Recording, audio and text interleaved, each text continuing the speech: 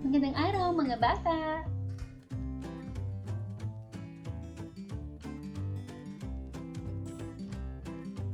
Hali kayo, kamusta?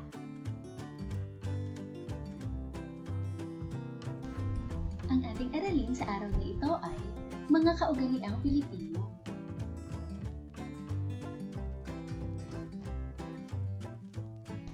Sa aralin ito, iyong matututuhan ang mga kanais-nais na kaugaliang Pilipino. Tumulong at makilahok sa mga gawaing pampamayanan na nagpapakita ng kabutihan sa kapwa at pati na rin ang pagtanggap sa mga panapuhin na tahanan. Mahalagang matutunan ito upang maipakita ang pagiging mabuting Pilipino hindi lamang sa sarili, pati na rin sa ibang tao. Ngayon naman ay babasa tayo ng isang maikling kwento. Tignan kung paano nakikilahok si Kyle sa mga gawaing pampamayanan. Sagutin ang mga tanong sa iyong sagutang papel. Sama-samang paggawa tungo sa iisang adhikain. Isang araw ng Agosto, masayang ibinalita ng gurong si Binibining Daniel Ramos sa kanyang mag-aaral na magkakaroon ng International Coastal Cleanup. Ito ay taunang gawain upang maglinis ng mga kalat at dumi sa Rojas Boulevard. Tuwang-tuwa ang mga bata, lalo na si Kyle. Alam niya na isa na naman itong mabuting gawain ng kanilang paaralan at ng mga organisador nito. Sabi ni Kyle, "Ma'am, kailan po ito?" "Sa ikatlong Sabado ng Setyembre," tugon ni Binibining Ramos. "Lahat ba kayo ay sasama?" tanong ng guro. "Ako po sasama," mabilis na tugon ni Kyle. Sumunod na ring sumagot ang ibang mga mag-aaral. "Mabuti naman, natutuwa ako at sasama kayo. Ano ba ang ating matututunan sa gawaing ito? Alam ba ninyo ang mararanasan at matututunan ninyo?"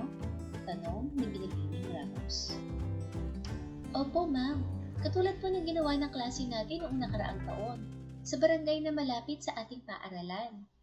Kami po ay makatutulong sa ating bansa upang mabawasan ang mga basura. Nagiging malinis ito ng kahit na kaunti," tugon ng isang batang mag-aaral. "Maipapakita ko kung paano ako makatutulong sa ating bansa. Mahihikayat ko ang iba pang mga bata na tularan ako," nagmamalaking sagot ni Kyle. Mabuti naman at alam ninyo ang layunin ng ating pagpunta roon. Matapos ang gawain, pasusulatin ko kayo ng isang journal ng inyong naging karanasan. Pahayag ni Binibining Ramos.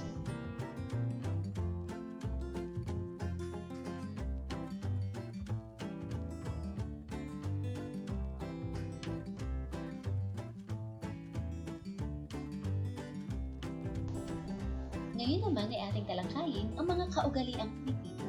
Ano-ano nga ba ang mga kaugaliang Pilipino na ating ginagawa sa kasalukuyan at ng ating mga ninuno noong mga nakaraang panahon? Isa sa mga kaugalian nating mga Pilipino ang pagmamano. Ang pagmamano ay isang tradisyonal na kilos ng paggalang na laganap sa kulturang Pilipino, partikular sa pakikitungo sa mga nakakatanda. Madalas natin itong ginagawa bago at pag tayo ay dumarating galing sa eskwelahan o sa iba pang lugar na ating pinuntahan. Ikaw ba? Nagmamano ka ba sa iyong mga magulang o sa mga nakatatanda sa iyo? Kung oo, iyon ay isang magandang simbolo ng paggalang sa kanila.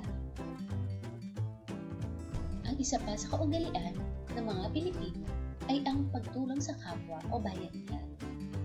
Ang bayanihan ay isang kaugalian ng mga Pilipino na nagpapakita ng pagtutulungan, pagkakaisa, at ang pagdadamayan ng mga Pilipino. Ang isang halimbawa nito ay ang naranasan nating bagyo kung saan ang mga tao o ang ating mga kapwa Pilipino ay nagbigay ng donasyon at ang iba naman ay nagpatuloy pa sa kanilang tahanan para sa mga taong binabaha. Hindi lamang iyon, maging ang simpleng pagbibigay ng direksyon sa mga taong naliligaw sa daan ay isang uri na rin ng pagtulong. Ikaw bilang isang bata, paano ka kaya nakakatulong sa iyong kapwa? Maaari mo ba itong isulat sa iyong kwaderno? Kilala ang mga Pilipino sa pagiging magiliw sa pagtanggap sa mga panauhin. Kaya nga, tuwang-tuwa ang mga banyaga o ang mga dayuhan tuwing sila ay bibisita sa ating bansa. Sa ating magiliw na pagtanggap sa bisita at paghatid ng serbisyo sa kanila. Ang mga ito ay nagpapakita ng galang at ating pakikipagkapwa-tao sa iba.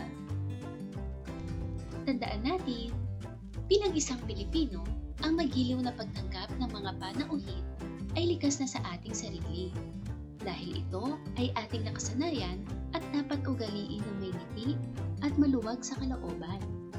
Ito ay may magandang kaugalian na dapat nating matutuhan sapagkat ang pagpapakita ng kaugaliang Pilipino ay isang susi upang magkaisa para sa kabutihan ng lahat. Ngayon naman ay sukatin natin ang inyong natutunan. Para sa inyong gawain, basahin ang mga sumusunod na sitwasyon kung paano maipakita ang iyong pakikilahok sa gawaing pampamayanan. Isulat sa iyong sagutang papel ang iyong sagot.